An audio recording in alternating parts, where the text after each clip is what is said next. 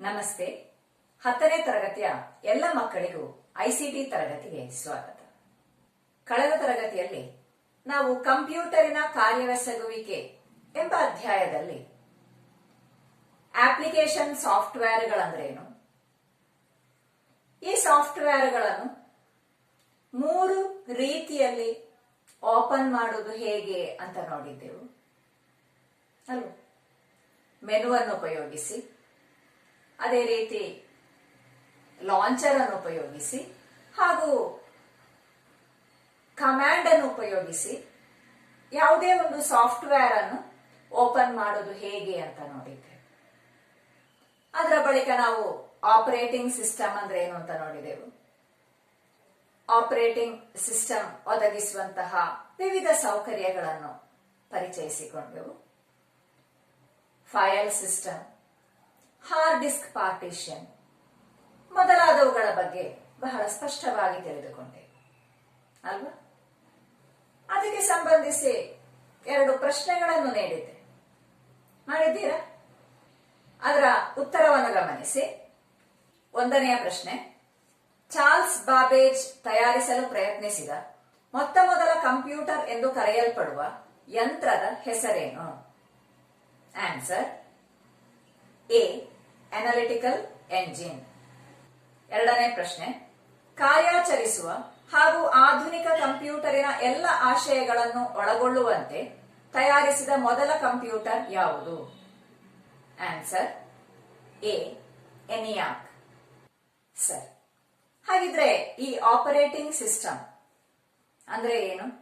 ಈ ಆಪರೇಟಿಂಗ್ ಸಿಸ್ಟಮಿನ ಹಲವು ಕಾರ್ಯಗಳ ಬಗ್ಗೆ ನಾವು ತಿಳಿದುಕೊಂಡೆವು ಅಲ್ವಾ. ಕಂಪ್ಯೂಟರ್ಗಳು OS ಅನ್ನು ಉಪಯೋಗಿಸಿ ಕಾರ್ಯವೆಸಗ್ತವೆ. ಸುಮಾರು ಒಂದು ಕಂಪ್ಯೂಟರ್ ಮಾಡುವಂತಹ ಹೆಚ್ಚಿನ ಎಲ್ಲ ಕೆಲಸಗಳನ್ನು ನಮಗೆ ಒಂದು ಮೊಬೈಲ್ ಫೋನ್ ಅಂದ್ರೆ ಸ್ಮಾರ್ಟ್ ಫೋನ್ ಅನ್ನು ಉಪಯೋಗಿಸಿ ನಮಗೆ ಮಾಡಲಿಕ್ಕೆ ಸಾಧ್ಯ ಆಗ್ತದೆ.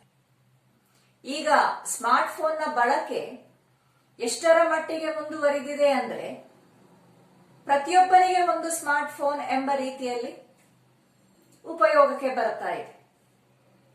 ಆದ್ರೆ ನಾವು ಕಂಪ್ಯೂಟರ್ ಅನ್ನು ಆ ರೀತಿ ಉಪಯೋಗಿಸ್ತೇವೆಯೋ? ಅಷ್ಟು ಬಳಕೆಗೆ ಬಂದಿಲ್ಲ. ಕಾರಣಗಳು ಹಲವಾರು ಇವೆ. ಆದ್ರೂ ಒಂದು ಕಾರಣ, ಸ್ಮಾರ್ಟ್ ಫೋನ್ಗಳಲ್ಲಿ ಒಬ್ಬ ಬಳಕೆದಾರನಿಗೆ ಮಾತ್ರ ಉಪಯೋಗಿಸುವ ರೀತಿಯಲ್ಲಿ ಅದರಲ್ಲಿ ಸಾಫ್ಟ್ವೇರ್ ಅನ್ನು ಅಳವಡಿಸಲಾಗಿದೆ. ಆದರೆ ಕಂಪ್ಯೂಟರ್ಗಳಲ್ಲಿ ಒಂದೇ ಕಂಪ್ಯೂಟರ್ ಅನ್ನು ಹಲವು ಬಳಕೆದಾರರಿಗೆ ಉಪಯೋಗಿಸುವ ರೀತಿಯಲ್ಲಿ ಇರುವಂತಹ ಒಂದು ವ್ಯವಸ್ಥೆ ಅದರ ಆಪರೇಟಿಂಗ್ ಸಿಸ್ಟಮ್ನಲ್ಲಿದೆ. ಅದು ಅದರ ಒಂದು ಪ್ರತ್ಯೇಕತೆ ಅಂತ ಹೇಳಬಹುದು. ಹಾಗೆ ಪ್ರತಿಯೊಂದು ಬಳಕೆದಾರರನ್ನು ನಾವು ಯೂಸರ್ಗಳು ಅಂತ ಹೇಳ್ತೇವೆ. ಅಂದ್ರೆ ಒಂದು ಕಂಪ್ಯೂಟರಿನಲ್ಲಿ ಒಂದಕ್ಕಿಂತ ಹೆಚ್ಚು ಯೂಸರ್ಗಳನ್ನು ನಮಗೆ ಕ್ರಿಯೇಟ್ ಮಾಡಲಿಕ್ಕೆ ಸಾಧ್ಯ ಆಗ್ತದೆ. ಹಾಗಿದ್ರೆ ಈ ಹಲವು ಯೂಸರ್ಗಳನ್ನು ಕ್ರಿಯೇಟ್ ಮಾಡುವುದರ ಪ್ರಯೋಜನ ಏನಾಗಿರಬಹುದು? ಹೌದು, ಒಂದು ಕಂಪ್ಯೂಟರ್ನಲ್ಲಿ ಒಂದಕ್ಕಿಂತ ಹೆಚ್ಚು ಯೂಸರ್ಗಳನ್ನು ಉಪಯೋಗಿಸುವಾಗ ಪ್ರತಿಯೊಂದು ಯೂಸರಿಗೂ ಅದರದ್ದೇ ಆದಂತಹ ಒಂದು ಹೋಮ್ ಫೋಲ್ಡರ್ ಅನ್ನು ನಮ್ಮ ಆಪರೇಟಿಂಗ್ ಸಿಸ್ಟಮ್ ಒದಗಿಸಿಕೊಡುತ್ತದೆ. ಅದೇ ರೀತಿ ಪ್ರತಿಯೊಂದು ಯೂಸರಿಗೂ ಅವರದ್ದೇ ಆದಂತಹ ಒಂದು ಡೆಸ್ಕ್ ಟಾಪ್ ಅನ್ನು ಕೂಡ ಈ ಆಪರೇಟಿಂಗ್ ಸಿಸ್ಟಮ್ ಒದಗಿಸಿಕೊಡ್ತದೆ. ಆದ ಕಾರಣ ಆ ಡೆಸ್ಕ್ ಟಾಪಿನ ಅಪಿಯರೆನ್ಸ್ ಅಥವಾ ಅದರ ಬ್ಯಾಕ್ ಗ್ರೌಂಡ್ ಅನ್ನು ಪ್ರತಿಯೊಂದು ಯೂಸರಿಗೆ ಬೇಕಾದಂತಹ ರೀತಿಯಲ್ಲಿ ಬದಲಾಯಿಸಬಹುದು. ಅದೇ ರೀತಿ ಪ್ರತಿಯೊಬ್ಬ ಯೂಸರ್ ಸೇವ್ ಮಾಡಿದಂತಹ ಫೈಲ್ಗಳನ್ನು ಅವರಿಗೆ ಬೇಕಾದಂತಹ ರೀತಿಯಲ್ಲಿ ಸಂರಕ್ಷಿಸಿಡ್ಲಿಕ್ಕೆ ಸಾಧ್ಯ ಇದೆ. ಅದೇ ರೀತಿ ನಮ್ಮ ಯೂಸರ್ ಅನ್ನು ಒಂದು ಪಾಸ್ವರ್ಡ್ ಅನ್ನು ಉಪಯೋಗಿಸಿ ನಮಗೆ ಸಂರಕ್ಷಿಸಲಿಕ್ಕೂ ಸಾಧ್ಯ ಇದೆ. ಈ ಒಂದು ಕಂಪ್ಯೂಟರ್ನಲ್ಲಿ ಹಲವು ಯೂಸರ್ಗಳನ್ನು ಕ್ರಿಯೇಟ್ ಮಾಡುವುದರಿಂದಾಗಿ ಈ ರೀತಿಯ ಹಲವಾರು ಪ್ರಯೋಜನಗಳಿವೆ. ಹಾಗಿದ್ರೆ ನಾವು ಒಂದು ಯೂಸರ್ ಅನ್ನು ನಮ್ಮ ಕಂಪ್ಯೂಟರ್ನಲ್ಲಿ ಕ್ರಿಯೇಟ್ ಮಾಡುವುದು ಹೇಗೆ ಅಂತ ನೋಡೋಣ. ಅದಕ್ಕಿಂತ ಮೊದಲು ನೋಡಿ, ನಮ್ಮ ಕಂಪ್ಯೂಟರ್ನಲ್ಲಿ ಈಗಾಗಲೇ ಎಷ್ಟು ಯೂಸರ್ಗಳಿವೆ ಎಂಬುದನ್ನು ನೋಡೋಣ. ನೋಡಿ, ಎಷ್ಟು ಯೂಸರ್ಗಳಿವೆ ಎಂಬುದನ್ನು ತಿಳಿಯುವುದಕ್ಕಾಗಿರುವಂತಹ ಒಂದು ಶಾರ್ಟ್ ಕಟ್ ನಮ್ಮ ಡೆಸ್ಕ್ ಟಾಪಿನಲ್ಲಿ ಈ ರೈಟ್ ಹ್ಯಾಂಡ್ ಟಾಪ್ ಕಾರ್ನರ್ ಅಲ್ಲಿ ಇಲ್ಲಿ ಕ್ಲಿಕ್ ಮಾಡಿದಾಗ ನೋಡಿ, ಇಲ್ಲಿ 2 ಯೂಸರ್ಗಳು ಕಾಣ್ತಾ ಇದೆ. ಒಂದು ಪ್ರಿಯಾ ಮತ್ತೊಂದು ಯೂಸರ್ ಎಂಬುದು ಈ ಕಂಪ್ಯೂಟರ್ ನಲ್ಲಿರುವಂತಹ 2 ಯೂಸರ್ಗಳಾಗಿವೆ. ಸರಿ, ಹಾಗಿದ್ರೆ ನಾವು ಮೂರನೆಯದಾದಂತಹ ಒಂದು ಯೂಸರ್ ಅನ್ನು ಕ್ರಿಯೇಟ್ ಮಾಡೋಣ. ಅದಕ್ಕಾಗಿ ಅಪ್ಲಿಕೇಶನ್ಸ್, ಸಿಸ್ಟಮ್ ಟೂಲ್ಸ್, ಅಡ್ಮಿನಿಸ್ಟ್ರೇಷನ್, ಅದರಲ್ಲಿ ಯೂಸರ್ ಅಂಡ್ ಗ್ರೂಪ್ಸ್ ಎಂಬ ರೀತಿಯಲ್ಲಿ ಓಪನ್ ಮಾಡೋಣ. ಆಗ ನೋಡಿ, ಈ ವಿಂಡೋದಲ್ಲಿ ಕೂಡ ಇದರಲ್ಲಿರುವಂತಹ ಯೂಸರ್ಗಳು ಇಲ್ಲಿ ಕಾಣಿಸ್ತದೆ. ನಮಗೆ ಮೂರನೇದಾದಂತಹ ಯೂಸರ್ ಅನ್ನು ಕ್ರಿಯೇಟ್ ಮಾಡಬೇಕಿದ್ರೆ ಈ ಆಡ್ ಎಂಬಲ್ಲಿಗೆ ಕ್ಲಿಕ್ ಮಾಡಬೇಕು. ಕ್ಲಿಕ್ ಮಾಡಿದಾಗ ಇಲ್ಲಿ ನೋಡಿ, ಪಾಸ್ವರ್ಡ್ ಅನ್ನು ಕೊಟ್ಟು ಅಥೆಂಟಿಕೇಟ್ ಮಾಡಲಿಕ್ಕೆ ಕೇಳ್ತಾರೆ. ಹಾಗಿದ್ರೆ ಈ ಸಿಸ್ಟಮಿನ ಪಾಸ್ವರ್ಡ್ ಅನ್ನು ಕೊಡೋಣ. ಪಾಸ್ವರ್ಡ್ ಕೊಟ್ಟು ಈ ಅಥೆಂಟಿಕೇಟ್ ಎಂಬುದಕ್ಕೆ ಕ್ಲಿಕ್ ಮಾಡಿದಾಗ ಇಲ್ಲಿ ಕ್ರಿಯೇಟ್ ನ್ಯೂ ಯೂಸರ್ ಅಂತ ಒಂದು ವಿಂಡೋ ಬಂದಿದೆ. ಅದರಲ್ಲಿ ನಾವು ಹೊಸದಾಗಿ ಕ್ರಿಯೇಟ್ ಮಾಡುವಂತಹ ಯೂಸರ್ಗೆ ಇರುವಂತಹ ಹೆಸರನ್ನು ಕೊಡಬೇಕಾಗಿದೆ. ನಾನೀಗ ICT ಅಂತ ಕೊಡ್ತಾ ಇದ್ದೇನೆ. ಅಲ್ಲಿ ನೇಮ್ ಎಂಬಲ್ಲಿ ಕೊಟ್ಟಾಗ ನೋಡಿ, ಇಲ್ಲಿ ಯೂಸರ್ ನೇಮ್ ಅಲ್ಲಿ ಕೂಡ ಈ ICT ಎಂಬ ಹೆಸರು ಬಂದಿದೆ. ಬಳಿಕ ಓಕೆ ಎಂಬುದನ್ನು ಕೊಡೋಣ. ಈಗ ನೋಡಿ, ಇನ್ನೊಂದು ವಿಂಡೋ ಓಪನ್ ಆಗಿ ಬಂದಿದೆ. Change user password. ನಾವು ಹೊಸದಾಗಿ ಕ್ರಿಯೇಟ್ ಮಾಡಿದಂತಹ ಯೂಸರಿಗೆ ಇರುವಂತಹ ಪಾಸ್ವರ್ಡ್ ಅನ್ನು ಕ್ರಿಯೇಟ್ ಮಾಡಲಿಕ್ಕೆ ಇರುವಂತಹ ವಿಂಡೋ ಆಗಿದೆ. ಅದರಲ್ಲಿ ನೋಡಿ, ನ್ಯೂ ಪಾಸ್ವರ್ಡ್ ಎಂಬಲ್ಲಿ ನಾನೊಂದು ಪಾಸ್ವರ್ಡ್ ಅನ್ನು ಟೈಪ್ ಮಾಡ್ತಿದ್ದೇನೆ. ಕನ್ಫರ್ಮೇಶನ್ ಎಂಬಲ್ಲಿ ಅದೇ ಪಾಸ್ವರ್ಡ್ ಅನ್ನು ಇನ್ನೊಮ್ಮೆ ಕೊಟ್ಟು ಕನ್ಫರ್ಮ್ ಮಾಡಬೇಕಾಗಿದೆ. ನಾನು 2 ಸಲ ಪಾಸ್ವರ್ಡ್ ಅನ್ನು ಕೊಟ್ಟು ಓಕೆ ಅಂತ ಕ್ಲಿಕ್ ಮಾಡಿದೆ. ಆಗ ನೋಡಿ, ICT ಎಂಬ ಒಂದು ಯೂಸರ್ ಕ್ರಿಯೇಟ್ ಆಯ್ತಲ್ಲ. ಇನ್ನು ಈ ವಿಂಡೋ ಕ್ಲೋಸ್ ಮಾಡ್ತೇನೆ. ಈಗ ನೋಡಿ, ಆಗದ ಹಾಗೆ ನಾವಿಲ್ಲಿ ಕ್ಲಿಕ್ ಮಾಡಿ ನೋಡಿದ್ರೆ ಇಲ್ಲಿ ನೋಡಿ, ಮೂರನೇದಾದಂತಹ ಒಂದು ಯೂಸರ್ ICT ಎಂಬ ಯೂಸರ್ ಕೂಡ ಕಾಣ್ತಾ ಇದೆ ಅಲ್ಲ. ನಾವೀಗ ತಾನೇ ನೋಡಿದ ಹಾಗೆ ಪ್ರತಿಯೊಂದು ಯೂಸರಿಗೂ ಅದರದ್ದೇ ಆದಂತಹ ಒಂದು ಹೋಮ್ ಫೋಲ್ಡರ್ ಅನ್ನು ಆಪರೇಟಿಂಗ್ ಸಿಸ್ಟಮ್ ಒದಗಿಸ್ತದೆ ಅಂತ ನೋಡಿದೆ. ಅದನ್ನು ನೋಡುವುದಕ್ಕಾಗಿ ಇಲ್ಲಿ ಗಮನಿಸಿ,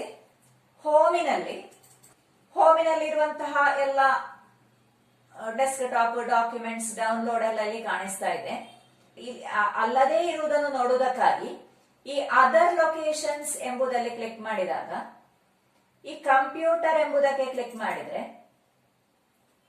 ಇದರಲ್ಲಿ ನೋಡಿ, ಹೋಮ್ ಎಂಬುದಕ್ಕೆ ಕ್ಲಿಕ್ ಮಾಡಿದಾಗ ಇಲ್ಲಿ ನೋಡಿ 3 ಯೂಸರ್ ಕಾಣ್ತಾ ಇದೆ ಅಲ್ಲ. ICT, ಪ್ರಿಯಾ ಮತ್ತು ಯೂಸರ್ ಎಂಬ 3 ಯೂಸರ್ಗಳು ಕಾಣಿಸ್ತಾ ಇದೆ ಅಲ್ವಾ. ಅದೇ ರೀತಿ ನಾವು ಈಗ ಹೊಸತಾಗಿ ಕ್ರಿಯೇಟ್ ಮಾಡಿದಂತಹ ಯೂಸರ್ಗೆ ಪ್ರತ್ಯೇಕವಾದಂತಹ ಡೆಸ್ಕ್ ಟಾಪ್ ಅನ್ನು OS ನೀಡುತ್ತದೆ ಅಂತ ನೋಡಿದ್ದೇವೆ. ಹಾಗಿದ್ರೆ ಆ ಡೆಸ್ಕ್ ಟಾಪ್ ಅನ್ನು ನೋಡುವುದಕ್ಕಾಗಿ ಈಗ ಈ ಕಂಪ್ಯೂಟರ್ ಯೂಸರ್ ಎಂಬ ಹೆಸರಿನಲ್ಲಿರುವಂತಹ ಯೂಸರ್ ನಲ್ಲಿ ಓಪನ್ ಆಗಿದೆ. ಹಾಗಿದ್ರೆ ನಾವು ಈ ಯೂಸರ್ ನಿಂದ ಲಾಗ್ಔಟ್ ಆಗಿ ನಾವೀಗ ತಯಾರಿಸಿದಂತಹ ICT ಎಂಬ ಯೂಸರಿಗೆ ಲಾಗಿನ್ ಮಾಡಿ ನೋಡೋಣ. ಹೇಗೆ ಅಂತ ಗಮನಿಸಿ. ಇಲ್ಲಿ ನೋಡಿ, ರೈಟ್ ಹ್ಯಾಂಡ್ ಟಾಪ್ ಕಾರ್ನರ್ ಅಲ್ಲಿ ಕ್ಲಿಕ್ ಮಾಡಿದಾಗ ಇಲ್ಲಿ ಲಾಗ್ಔಟ್ ನೋಡಿ, ಇಲ್ಲಿ ಲಾಗ್ಔಟ್ ಅಂತ ಕ್ಲಿಕ್ ಮಾಡಿದೆ. ಇಲ್ಲಿ ನೋಡಿ, ಲಾಗ್ಔಟ್ ಮಾಡಿದಾಗ ಇಲ್ಲಿ 3 ಯೂಸರ್ಗಳು ಕಾಣ್ತಾ ಇದೆಯಲ್ಲ. ನಾನೀಗ ಇಲ್ಲಿ ICT ಎಂಬ ಯೂಸರ್ ಅನ್ನು ಕ್ಲಿಕ್ ಮಾಡಿದೆ. ಇಲ್ಲಿ ನಾನು ಇದರ ಪಾಸ್ವರ್ಡ್ ಅನ್ನು ಕೊಡ್ತಾ ಇದ್ದೇನೆ.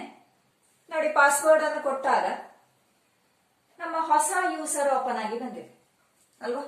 ಇಲ್ಲಿ ಬೇಕಿದ್ರೆ ನೋಡಿ, ನಮ್ಮ ಇದರ ಡೆಸ್ಕ್ ಟಾಪ್ ಬ್ಯಾಕ್ ಗ್ರೌಂಡ್ ಅನ್ನು ಚೇಂಜ್ ಮಾಡೋಣ. ಹೇಗೆ ಚೇಂಜ್ ಮಾಡಬಹುದು? Right click, change back ground. ಅದರಲ್ಲಿ ನೋಡಿ, ಬ್ಯಾಕ್ ಗ್ರೌಂಡ್ಗೆ ನಾನು ಕ್ಲಿಕ್ ಮಾಡ್ತಿದ್ದೇನೆ. ಅದರಲ್ಲಿ ವಾಲ್ ಪೇಪರ್ಸ್, ನಾನು ನೋಡಿ ಈ ಒಂದು ವಾಲ್ ಪೇಪರ್ ಅನ್ನು ಸೆಲೆಕ್ಟ್ ಮಾಡಿದೆ. ಕ್ಲೋಸ್ ಮಾಡಿದಾಗ ಇದರ ವಾಲ್ ಪೇಪರ್ ಚೇಂಜ್ ಆಯ್ತಲ್ಲ ನೋಡಿ. ಈಗ ಇದರ desk top back ground change ಆಯ್ತಲ್ಲ. ಇದು ನಮ್ಮ ಈ ICT ಎಂಬ ಯೂಸರ್ಗೆ ಮಾತ್ರ ಇರುವಂತಹ ಒಂದು ಡೆಸ್ಕ್ ಟಾಪ್ ಆಗಿದೆ. ಆದ ಕಾರಣ ನಮಗೆ ಈ ಡೆಸ್ಕ್ ಟಾಪಿನ ಬ್ಯಾಕ್ ಗ್ರೌಂಡ್ ಅನ್ನು ಬದಲಾಯಿಸಬಹುದು. ಸರಿ, ನಾನೀಗ ಈ ಡೆಸ್ಕ್ ಟಾಪಿನಲ್ಲಿ ಒಂದು ಫೋಲ್ಡರ್ ಅನ್ನು ಕ್ರಿಯೇಟ್ ಮಾಡ್ತಾ ಇದ್ದೇನೆ.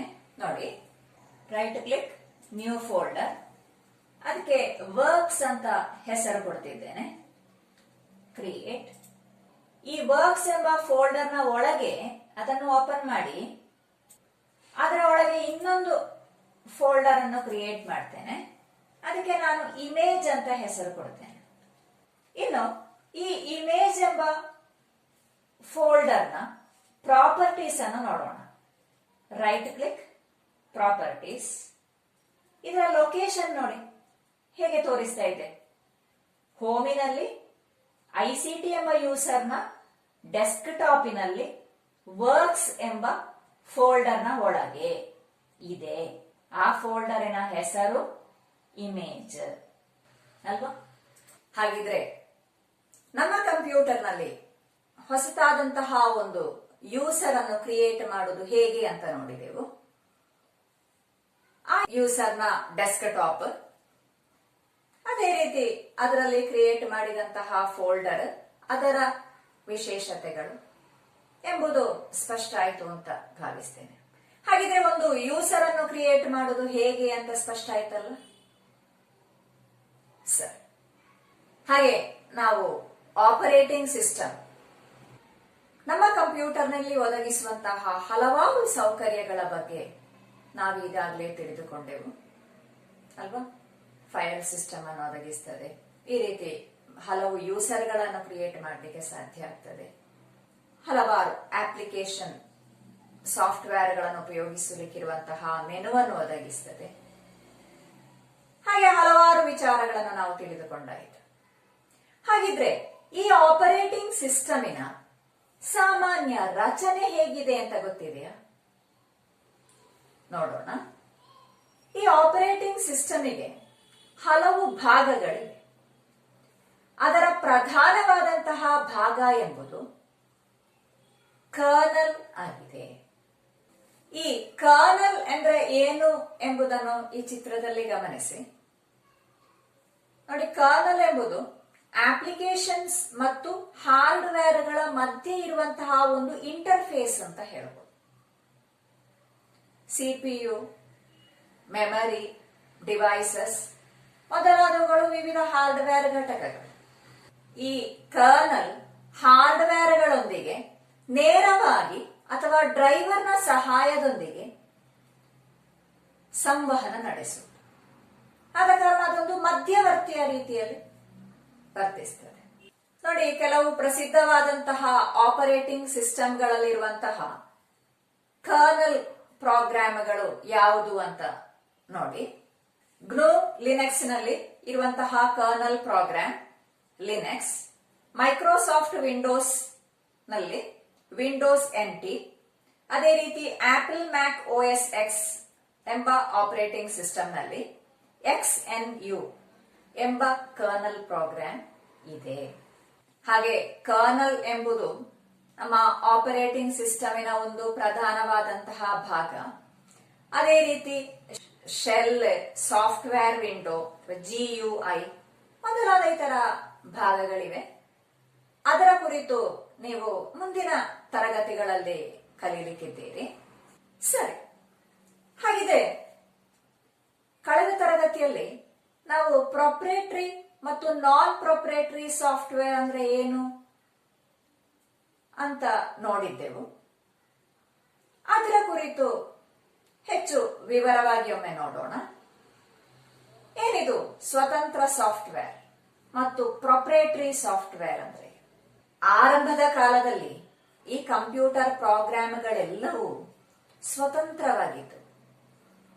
ಯಾರಿಗೆ ಬೇಕಿದ್ರು ಯಾವುದೇ ಸಮಯಕ್ಕೂ ಅದನ್ನು ಶೇರ್ ಮಾಡುವ ಅಥವಾ ಅದರ ಕುರಿತು ಅಧ್ಯಯನ ನಡೆಸುವಂತಹ ಸ್ವಾತಂತ್ರ್ಯ ಇತ್ತು.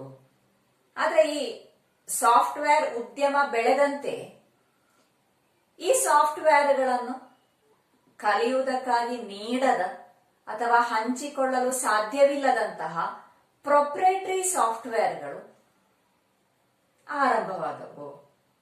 ಮುಂದೆ 1980ರಲ್ಲಿ ಈ ಸಾಫ್ಟ್ವೇರ್ಗಳು ಕಾಪಿರೈಟ್ ಕಾನೂನಿನ ಪರಿಧಿಯಲ್ಲಿ ಬಂದ ಕಾರಣ ಈ ಸ್ಪರ್ಧೆ ಮತ್ತಷ್ಟು ಹೆಚ್ಚಾಯಿತು.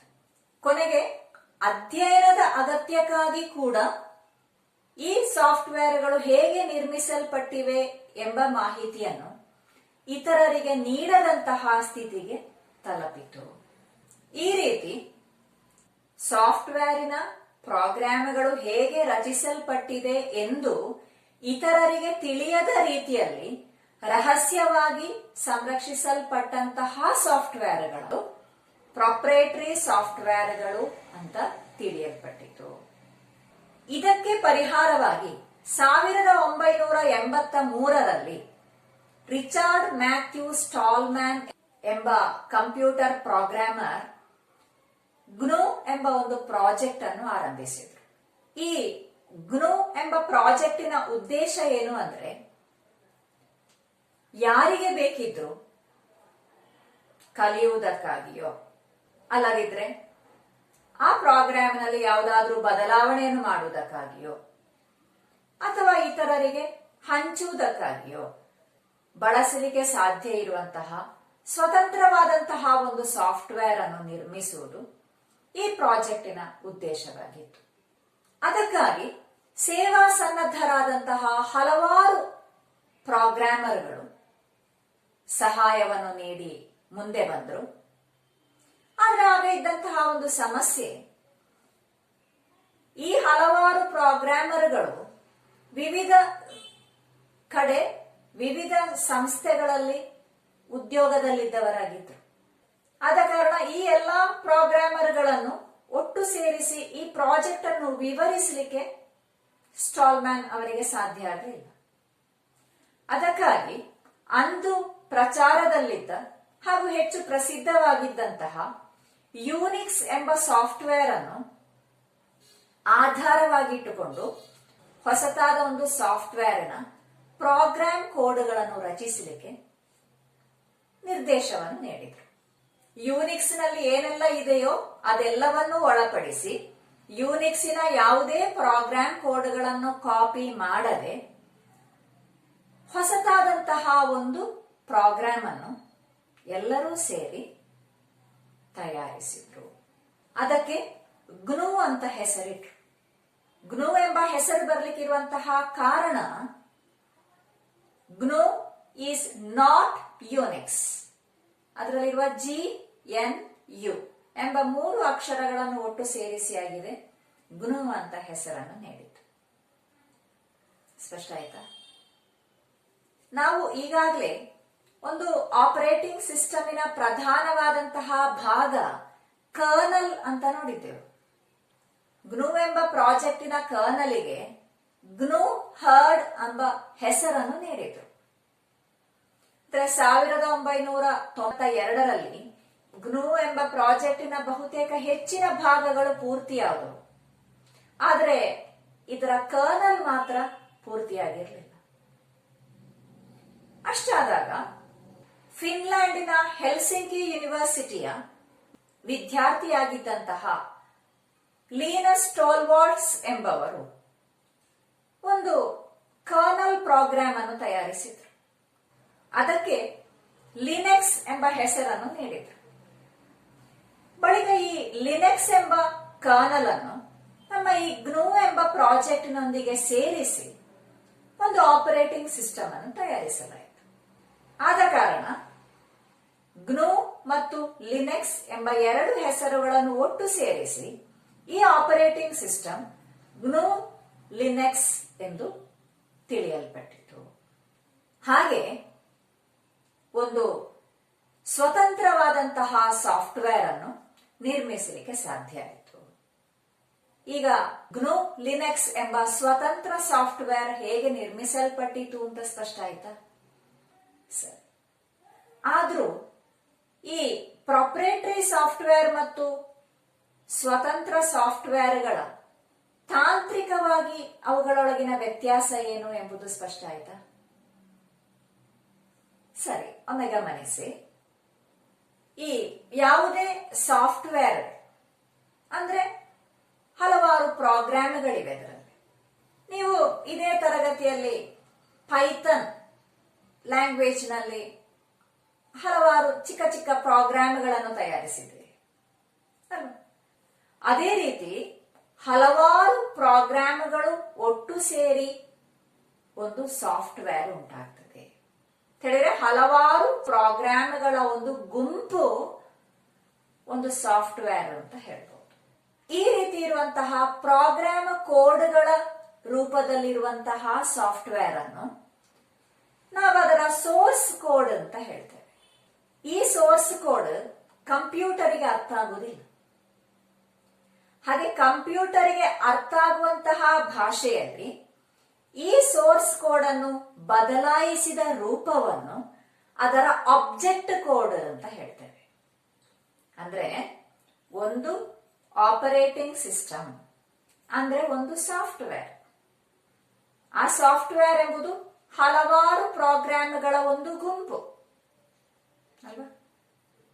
ಆ ಪ್ರೋಗ್ರಾಮ್ಗಳನ್ನು ನಮಗೆ ಅರ್ಥ ಆಗುವಂತಹ ಲ್ಯಾಂಗ್ವೇಜ್ ನಲ್ಲಿ ಪ್ರೋಗ್ರಾಮ್ ಕೋಡ್ಗಳನ್ನು ಉಪಯೋಗಿಸಿ ರಚಿಸಿದಂತಹ ರೂಪವನ್ನು ಅದರ ಸೋರ್ಸ್ ಕೋಡ್ ಅಂತ ಹೇಳ್ತೇವೆ. ಕಂಪ್ಯೂಟರ್ಗೆ ಅರ್ಥ ಆಗುವಂತಹ ಭಾಷೆಯಲ್ಲಿ ಈ ಸೋರ್ಸ್ ಕೋಡ್ ಅನ್ನು ಬದಲಾಯಿಸಿ ಬರೆದಂತಹ ರೂಪವನ್ನು ಅದರ ಆಬ್ಜೆಕ್ಟ್ ಕೋಡ್ ಅಂತ ಹೇಳ್ತೇವೆ. ಈಗ ಸ್ಪಷ್ಟ ಆಯ್ತಾ? ಹಾಗಿದ್ರೆ ಈ ಕಂಪ್ಯೂಟರ್ ಪ್ರೋಗ್ರಾಮಿನಲ್ಲಿ ಏನಾದ್ರೂ ಬದಲಾವಣೆ ಮಾಡಬೇಕಿದ್ರೆ ನಮಗೆ ಅರ್ಥ ಆಗುವಂತಹ ಸೋರ್ಸ್ ಕೋಡ್ ನಲ್ಲಿ ಬದಲಾವಣೆಯನ್ನು ಮಾಡಬೇಕು ಅಲ್ವಾ? ಹಾಗಿದ್ರೆ ಈ ಸ್ವತಂತ್ರ ಸಾಫ್ಟ್ವೇರ್ ಎಂಬುದು ಈ ಸೋರ್ಸ್ ಕೋಡ್ ಅನ್ನೇ ಬಳಕೆದಾರರಿಗೆ ನೀಡುತ್ತದೆ. ಆದ ಕಾರಣ ಆ ಪ್ರೋಗ್ರಾಮ್ ಯಾವ ರೀತಿ ರಚಿಸಲ್ಪಟ್ಟಿದೆ ಎಂದು ಅಧ್ಯಯನ ನಡೆಸಲಿಕ್ಕೆ ಸಾಧ್ಯ ಆಗ್ತದೆ. ಕಾರಣ ಆ ಸೋರ್ಸ್ ಕೋಡ್ ನಲ್ಲಿ ಆ ಪ್ರೋಗ್ರಾಮಿನ ಎಲ್ಲಾ ನಿರ್ದೇಶಗಳು ಕೋಡ್ಗಳು ಇವೆ. ಆದ ಕಾರಣ ನಮಗೆ ಅದನ್ನು ಓದಿ ಅರ್ಥ ಮಾಡಿಕೊಳ್ಳಲಿಕ್ಕೆ ಸಾಧ್ಯ ಆಗ್ತದೆ. ನಮಗೆ ಅರ್ಥ ಮಾಡಿಕೊಳ್ಳಲಿಕ್ಕೆ ಸಾಧ್ಯ ಆಗುವ ಕಾರಣ ಆ ಪ್ರೋಗ್ರಾಮಿನಲ್ಲಿ ಏನಾದರೂ ಬದಲಾವಣೆ ಮಾಡಿ ಬದಲಾಯಿಸಲಿಕ್ಕೆ ಸಾಧ್ಯ ಆಗ್ತದೆ.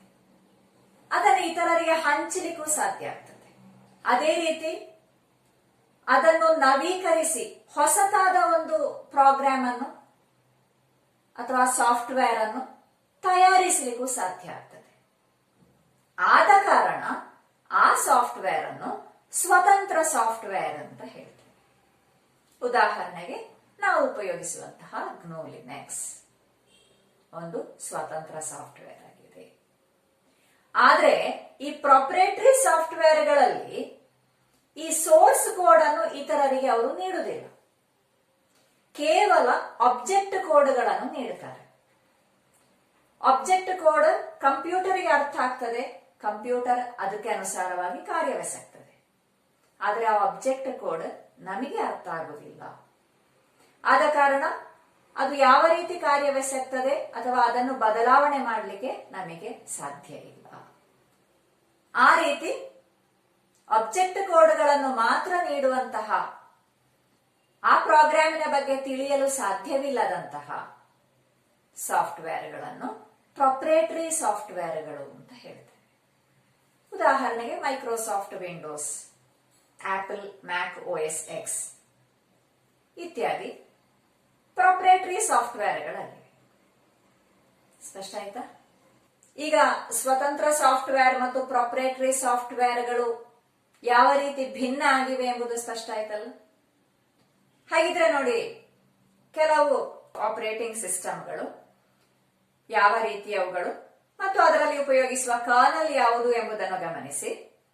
GNU Linux ಒಂದು ಸ್ವತಂತ್ರ ಸಾಫ್ಟ್ವೇರ್ ಆಗಿದೆ. ಅದರಲ್ಲಿ ಉಪಯೋಗಿಸುವ ಕರ್ನಲ್ ನಾವು ಈಗಾಗಲೇ ತಿಳ್ಕೊಂಡಿದ್ದೇವೆ, ಲಿನಕ್ಸ್. ಮೈಕ್ರೋಸಾಫ್ಟ್ ವಿಂಡೋಸ್ ಎಂಬುದು ಪ್ರೊಪ್ರೈಟರಿ ಆಗಿದೆ. ಅದರಲ್ಲಿ ಉಪಯೋಗಿಸುವ ಕರ್ನಲ್ ವಿಂಡೋಸ್ NT. ಅದೇ ರೀತಿ FreeBSD ಎಂಬ ಆಪರೇಟಿಂಗ್ ಸಿಸ್ಟಮ್ ಸ್ವತಂತ್ರವಾಗಿದೆ. ಅದರಲ್ಲಿ ಉಪಯೋಗಿಸುವ ಕರ್ನಲ್ BSD ಆಗಿದೆ. ಅದೇ ರೀತಿ ಮ್ಯಾಕ್ OS X ಎಂಬುದು ಪ್ರೊಪ್ರೈಟರಿ ಸಾಫ್ಟ್ವೇರ್ ಆಗಿದೆ. ಅದರಲ್ಲಿ ಉಪಯೋಗಿಸುವಂತಹ ಕರ್ನಲ್ XNU ಆಗಿದೆ. ಹಾಗಿದ್ರೆ ನೋಡಿ, ನಮ್ಮ ಸ್ವತಂತ್ರ ಸಾಫ್ಟ್ವೇರ್ ಆದಂತಹ GNU ಲಿನಕ್ಸ್ ಅನ್ನು ಉಪಯೋಗಿಸಿ ಅದರಲ್ಲಿ ಬದಲಾವಣೆಯನ್ನು ಮಾಡಿ ತಯಾರಿಸಿದಂತಹ ಇತರ ಸಾಫ್ಟ್ವೇರ್ಗಳು ಯಾವುದು ಎಂಬುದನ್ನು ಗಮನಿಸಿ. ಹಾಗೆ ಈ GNU ಲಿನಕ್ಸ್ ನಲ್ಲಿ ಸೇರಿಸಿರುವಂತಹ ಎಲ್ಲ ಸಾಫ್ಟ್ವೇರ್ಗಳು ಕೂಡ ಸ್ವತಂತ್ರ ಸಾಫ್ಟ್ವೇರ್ಗಳಾಗಿವೆ. ಹಾಗೆ ಈ ಸ್ವಾತಂತ್ರ್ಯವನ್ನು ಉಪಯೋಗಿಸಿಕೊಂಡು ಅವರವರ ಅಗತ್ಯ ಮತ್ತು ಆಸಕ್ತಿಗೆ ಅನುಸಾರವಾಗಿ ಬದಲಾಯಿಸಿ ಬರೆದಂತಹ ಪ್ರತಿಗಳನ್ನು ವಿತರಣೆ ಮಾಡಲಿಕ್ಕೆ ಆರಂಭಿಸಿದ್ರು. ಇಂತಹ ಕೆಲವು ಆವೃತ್ತಿಗಳಿಗೆ ಉದಾಹರಣೆ ಸ್ಲಾಕ್ವೇರ್ ಲಿನಕ್ಸ್, ಎರಡನೇದು ಡೆಬಿಯನ್. ಈ ಡೆಬಿಯನ್ ಇಂದ ಉಬುಂಟು ಅನ್ನು ತಯಾರಿಸಿದ್ರು. ಉಬುಂಟುವಿನಿಂದ ನಾವು ಉಪಯೋಗಿಸುವಂತಹ IT@SCHOOL GNU ಲಿನಕ್ಸ್ ಎಂಬ ಸಾಫ್ಟ್ವೇರ್ ಅನ್ನು ತಯಾರಿಸಿದ್ರು. ಅದೇ ರೀತಿ ರೆಡ್ ಹ್ಯಾಟ್, ಅದರಿಂದ ಮ್ಯಾಂಡ್ರೇಕ್ ಎಂಬ ಸಾಫ್ಟ್ವೇರ್ ಅನ್ನು ಕೂಡ ನಿರ್ಮಿಸಿದ್ರು.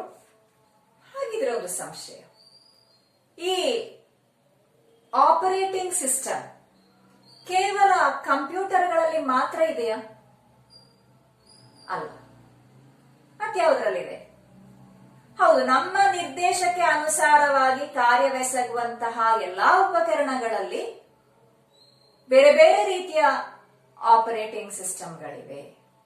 ಉದಾಹರಣೆಗೆ ಸ್ಮಾರ್ಟ್ ಫೋನ್ಗಳಲ್ಲಿ ATM automated teller machine, motor ಕಾರುಗಳಲ್ಲಿ, ವಾಷಿಂಗ್ ಮೆಷಿನ್ಗಳಲ್ಲಿ, ACಯಲ್ಲಿ, ಅದೇ ರೀತಿ ನೂತನ ಫ್ಯಾನ್ಸಿ ರೆಫ್ರಿಜರೇಟರ್ಗಳಲ್ಲಿ, ಹಾಗೆ ಹಲವಾರು ನಮ್ಮ ಅಗತ್ಯಕ್ಕೆ ಅನುಸಾರವಾಗಿ ಕಾರ್ಯವೆಸಗುವಂತಹ ಎಲ್ಲ ಉಪಕರಣಗಳಲ್ಲಿಯೂ ವಿವಿಧ ರೀತಿಯ ಆಪರೇಟಿಂಗ್ ಸಿಸ್ಟಮ್ಗಳು ಇವೆ ಅಲ್ವಾ? ಹಾಗಿದ್ರೆ ಮೊಬೈಲ್ ಫೋನ್ಗಳಲ್ಲಿ ಉಪಯೋಗಿಸುವಂತಹ ಆಪರೇಟಿಂಗ್ ಸಿಸ್ಟಮ್ಗಳು ಯಾವುದೆಲ್ಲ ಅಂತ ಗೊತ್ತಿದೆಯಾ? ನೋಡಿ, ಮೊಬೈಲ್ ಆಪರೇಟಿಂಗ್ ಸಿಸ್ಟಮ್ ಅದನ್ನು ಹೊರತಂದಂತಹ ಕಂಪನಿ ಅದಕ್ಕೆ ಆಧಾರವಾಗಿರಿಸಿದಂತಹ ಪ್ರೋಗ್ರಾಮ್ಗಳನ್ನು ನೋಡಿ ಈ ಪಟ್ಟಿಯಲ್ಲಿ ನೀಡಲಾಗಿದೆ. ಆಂಡ್ರಾಯ್ಡ್ ಎಂಬ OS ಅನ್ನು ಗೂಗಲ್ ಎಂಬ ಕಂಪನಿ ತಯಾರಿಸಿದೆ. ಅದಕ್ಕೆ ಆಧಾರವಾಗಿರಿಸಿದಂತಹ ಪ್ರೋಗ್ರಾಮ್ ಲಿನಕ್ಸ್. ಅದೇ ರೀತಿ iOS ಅದನ್ನು ಆಪಲ್ ಕಾರ್ಪೊರೇಷನ್ ತಯಾರಿಸಿದೆ, ಯೂನಿಕ್ಸ್ ಎಂಬ ಪ್ರೋಗ್ರಾಮ್ ಅನ್ನು ಆಧಾರವಾಗಿರಿಸಿ. ಅದೇ ರೀತಿ ವಿಂಡೋಸ್ 10 ಮೊಬೈಲ್ ಅದನ್ನು Microsoft program, Microsoft Windows. Tizen ಎಂಬ OS ಅನ್ನು ಲಿನಕ್ಸ್ ಫೌಂಡೇಶನ್ ತಯಾರಿಸಿದೆ, ಲಿನಕ್ಸ್ ಎಂಬ ಪ್ರೋಗ್ರಾಮ್ ಅನ್ನು ಆಧಾರವಾಗಿರಿಸಿ. ಬ್ಲಾಕ್ಬೆರಿ 10 ಎಂಬ OS ಅನ್ನು ಬ್ಲಾಕ್ಬೆರಿ ಲಿಮಿಟೆಡ್ ಎಂಬ ಕಂಪನಿ QNX ಎಂಬ ಪ್ರೋಗ್ರಾಮ್ ಅನ್ನು ಆಧಾರವಾಗಿಸಿ ತಯಾರಿಸಿದೆ. ಹಾಗಿದ್ರೆ ನೋಡಿ, ಇನ್ನೂ ಕೆಲವು ಉಪಕರಣಗಳು ಆಪರೇಟಿಂಗ್ ಸಿಸ್ಟಮ್ ಅನ್ನು ಉಪಯೋಗಿಸಿ ಕಾರ್ಯವೆಸಗುವ, ನಮಗೆ ಧರಿಸಲಿಕ್ಕೆ ಸಾಧ್ಯ ಆಗುವಂತಹ ಕೆಲವು ಉಪಕರಣಗಳಿವೆ. ಗೊತ್ತಿದೆಯಾ? ನೋಡಿ, ಹಾಡುಗಳನ್ನು ಕೇಳಲು, ಫೋನ್ ಮಾಡಲು ಸಾಧ್ಯ ಇರುವಂತಹ ವಾಚ್ಗಳಿವೆ. ಅದೇ ರೀತಿ ದೃಶ್ಯ ಹಾಗೂ ಶಬ್ದದ ಯಥಾರ್ಥ ಅನುಭವವನ್ನು ಉಂಟು ಮಾಡುವಂತಹ, ಧರಿಸಲಿಕ್ಕೆ ಸಾಧ್ಯ ಆಗುವಂತಹ ಕನ್ನಡಕಗಳಿವೆ ಅಲ್ವಾ?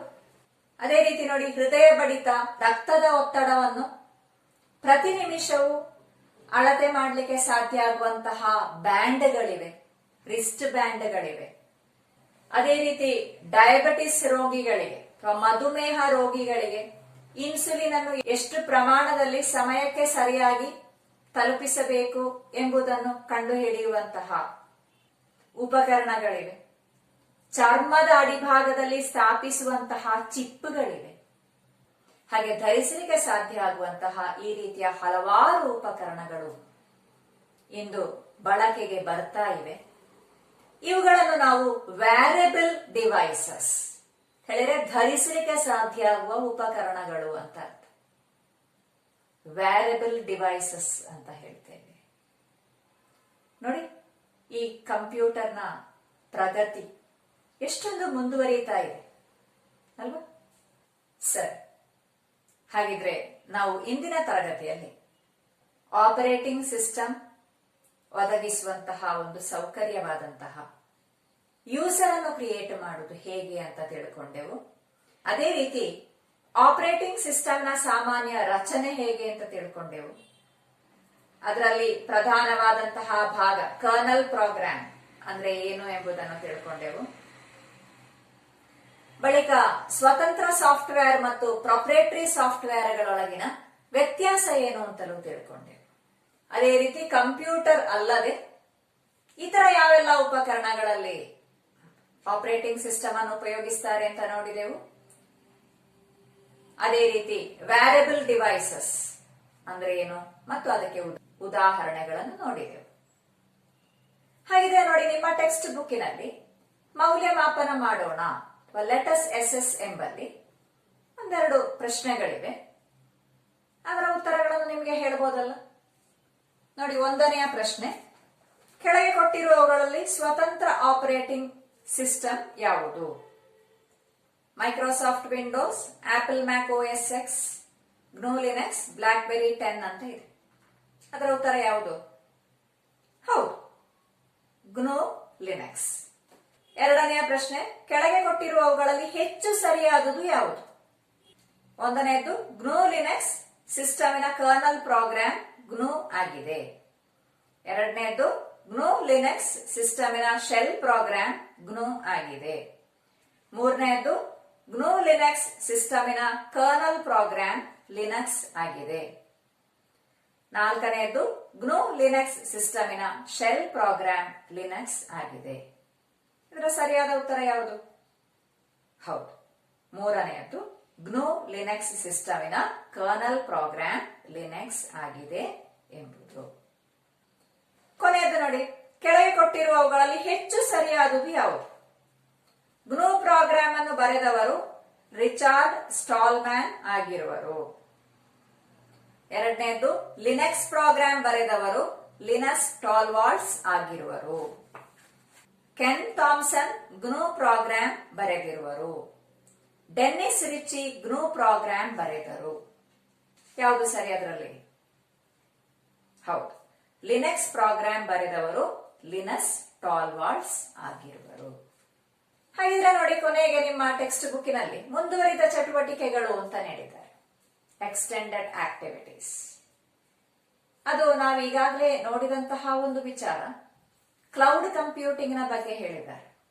ಆ ರೀತಿ ಕೆಲವು ಕ್ಲೌಡ್ ಆಪರೇಟಿಂಗ್ ಸಿಸ್ಟಮ್ಗಳಿವೆ.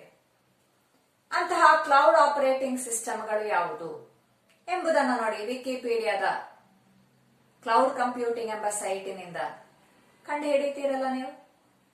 ಸರಿ, ಹಾಗಿದ್ರೆ ನಮ್ಮ ಈ 10ನೇ ಅಧ್ಯಾಯ ಇಲ್ಲಿಗೆ ಪೂರ್ತಿಯಾಯಿತು. ಅದರ ಜೊತೆಗೆ ನಿಮ್ಮ 10ನೇ ತರಗತಿಯ ICT ಪಾಠಪುಸ್ತಕದಲ್ಲಿರುವಂತಹ ಎಲ್ಲಾ ಅಧ್ಯಾಯಗಳನ್ನು ನೀವು ಬಹಳ ಸ್ಪಷ್ಟವಾಗಿ ತಿಳಿದುಕೊಂಡಿದ್ದೀರಿ ಅಂತ ಭಾವಿಸ್ತೇನೆ. ಆಗ ಇನ್ನು ಮುಂದೆ ಇರುವಂತದ್ದು ಪರೀಕ್ಷೆಯ ತಯಾರಿ. ಅದನ್ನು ಸುಸಜ್ಜಿತವಾಗಿ ನೀವು ಮಾಡಿ ಉತ್ತಮ ಅಂಕಗಳನ್ನು ಗಳಿಸಿ ಮುಂದೆ ಬರ್ತೀರಿ ಎಂಬ ಭರವಸೆ ನನಗಿದೆ. Wish you all the best. Okay, thank you.